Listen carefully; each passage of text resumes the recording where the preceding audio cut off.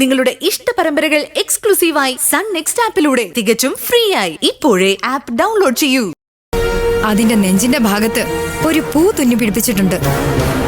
ശ്രേയക്ക് പിറന്നാളിനെ പവിയെങ്കിൾ ബാംഗ്ലൂരിൽ നിന്ന് വാങ്ങിക്കൊണ്ട് വന്നതാ. എന്നെ അവളത് കാണിച്ചു, കൊതിപ്പിച്ചു. അമ്മയ്ക്ക് ഓർമ്മ കാണില്ല, പക്ഷെ ഞാനത് മറക്കില്ല. പിറന്നാളിന് കേക്ക് മുറിക്കാൻ അവളോട് ആ ഫ്രോക്ക് ഇട്ട് വരാൻ പറഞ്ഞു. അവൾക്കത് കിട്ടിയില്ല. ഇവിടെ എല്ലാരും ഒരുമിച്ചങ്ങ് തെരഞ്ഞു.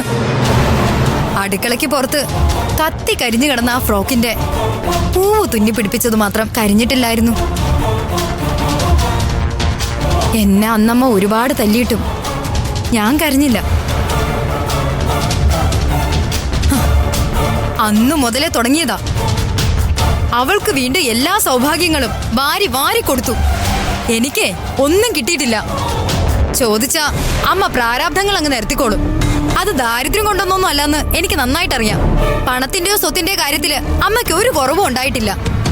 പക്ഷേ എന്റെ മോൾക്കത് വേണ്ട എന്നുള്ള ഒരു തരം പിടിവാശി.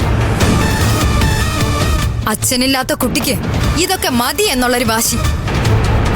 ആ വാശിയാ എന്നെ ഇങ്ങനെയൊക്കെ ആക്കിയത്.